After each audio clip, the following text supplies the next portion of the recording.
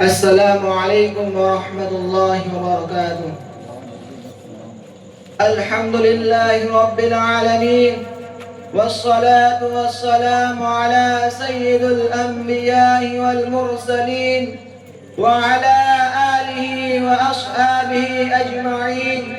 أما بعد، قال الله تبارك وتعالى في القرآن المجيد والفرقان الحميد: فأعوذ بالله من الشيطان الرجيم، بسم الله الرحمن الرحيم. إنما يخشى الله من عباده العلماء. صدق الله العظيم.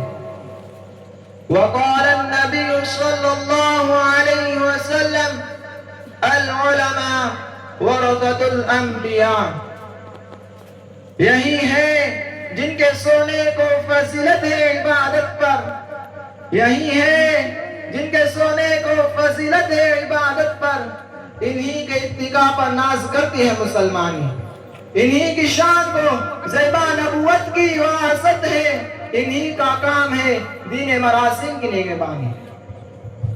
حضرات، دنیا تضادات کا مجموعہ ہے، یہاں بلندی ہے تو پستی بھی ہے، سیاہ ہے تو سفید بھی ہے، گرمی ہے تو سردی بھی ہے، بہار ہے تو خزاں بھی ہے، پھول ہے تو کانٹے بھی ہیں، دین ہے تو رات بھی ہے۔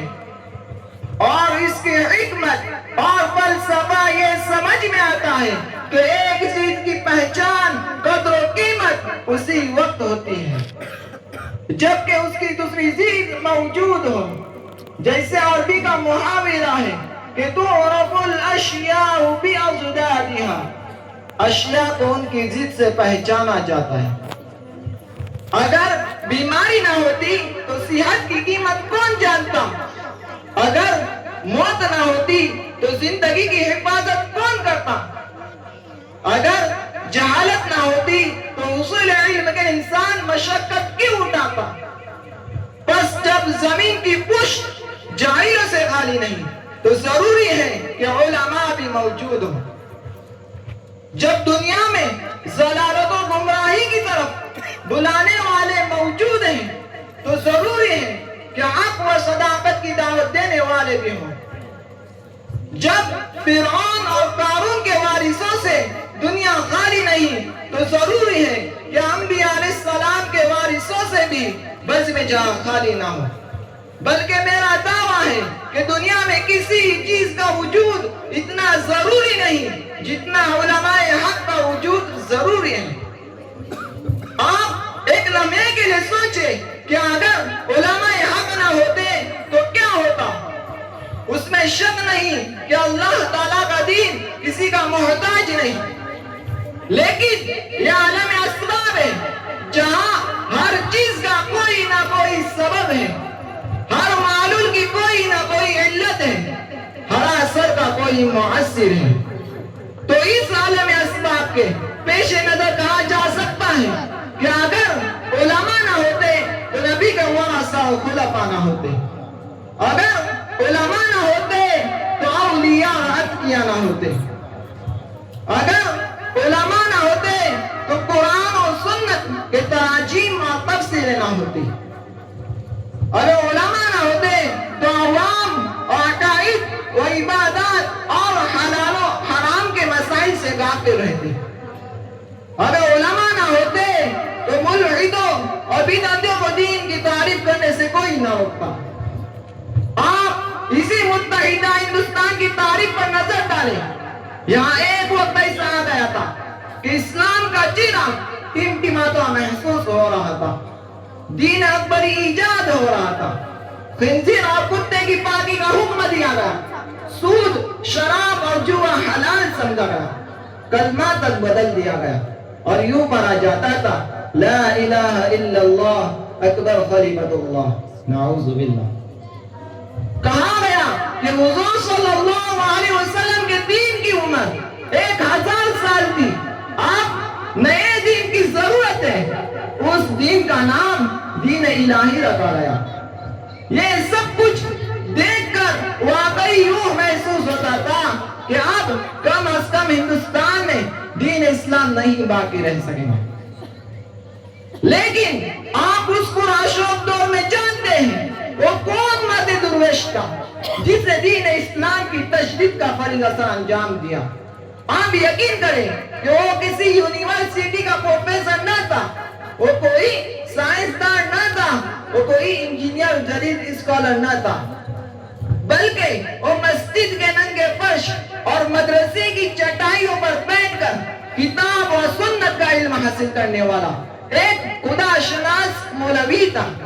وہ شیخ احمد سرہندی المعروف مجدد الفیضانی تھے, جنہوں نے فتنہ اکبری کا بڑی جرأت سے مقابلہ کیا, جنہوں نے گوالیار کے قلعے میں قید ہونا گوارا کر لیا, لیکن جبین نیاز کے تقدس کو دربار اکبری پر نہیں لٹایا. پھر اسی متحدہ ہندوستان میں جب انگریزوں نے عیسائی مشنریوں کا جال بچھا دیا اور اسلامی عقائد کو بگاڑنے اور اسلامی تاریخ کو مسخ کرنے کی ناپاک کوشش کی, تو ان کا مقابلہ کرنے والے علماء کرام تھے. اگر تمہیں یقین نہیں آتا تو جاؤ مالٹا کے دیوار سے پوچھو شیخ الہند محمود الحسن کون تھے. کراچی اور انڈیا کے جیلوں سے پوچھو سید حسین احمد مدنی کون تھے. جزیرہ انڈمان اور کارے پانی سے پوچھو جعفر طاہرسی کون تھے. بالا کوٹ کے سنگریزوں سے پوچھو سید احمد شہید اور اسماعیل شہید کون تھے. ان درختوں اور پاسی گھروں سے پوچھو جہاں حق بولنے والے پاکیزہ انسانوں کی لاشیں لٹکتی رہی کہ وہ عظیم انسان کون تھے جنہوں نے دین کی حفاظت کے لیے اپنا سب کچھ قربان کر دیا. کیا یہ ڈوب مرنے کی بات نہیں ہے کہ جن علماء حق کے صدقے ہمیں دین ملا, جن کی قربانیوں کے صدقے ہمیں کتاب اللہ ملی, جن کی چاہ بشانیوں سے ہمیں سنت رسول اللہ ملی, جن کے جو حضرت سعید سے مسجد آباد ہے, جن کی کوششوں اور کاوشوں سے مدارس سے قال اللہ وقال رسول کی صدایں آ رہی ہیں. آج انہی علماء حق کو مدعون کیا جائے, ان کو سب و شتم کیا جائے, ان کی ذات کو ہدف تنقید بنایا جائے. ان علماء کا احسان عظیم کیا کم ہے کہ وہ آج کے گئے گزرے دور میں بھی جبکہ دین کا کوئی قدر شناس نہیں اور اہل علم کی قدر و منزلت نہیں, وہ پھر بھی دین کی شمع کو روشن کیے ہوئے اور مدارس کو آباد کیے ہیں. افسوس سن افسوس کہ آج کل کے بعض نام نہاد مولویوں کی غلط حرکتوں کی وجہ سے بعض لوگ یہ سمجھنے لگے کہ مولویت ایک پیشے کا نام ہے, مولویت لوگوں کے ٹکڑوں پر پلنے کا نام ہے, مولویت قبروں کی مجاوری اور نذرانوں کے کاروبار کا نام ہے, مولویت مالداروں کی نوکری اور چاکری کا نام ہے.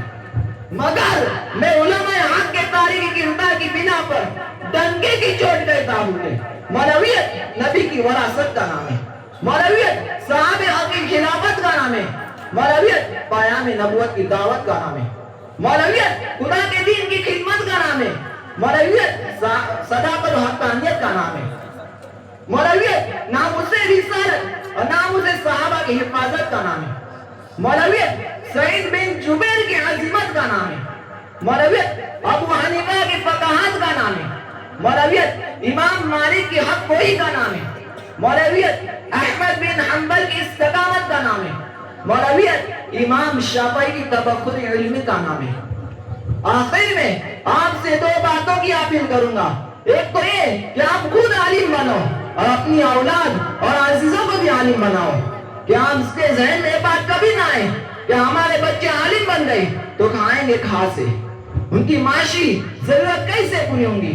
مشاہدے اور تجربے کی باتیں کہ بہت سارے ایف اے اور ایم اے تو بے روزگار ملتے ہیں, لیکن کوئی عالم دین بے روزگار بھوکا نظر نہیں آئے گا.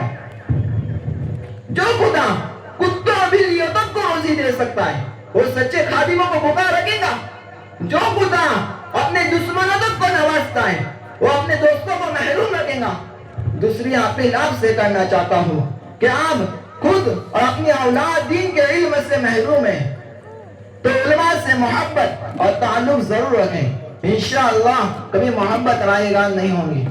اللہ تعالی ہم کو عالم دین بنائے اور علم کی قدر کرنے کی توفیق عطا فرمائے۔ وآخر دعوانا الحمدللہ۔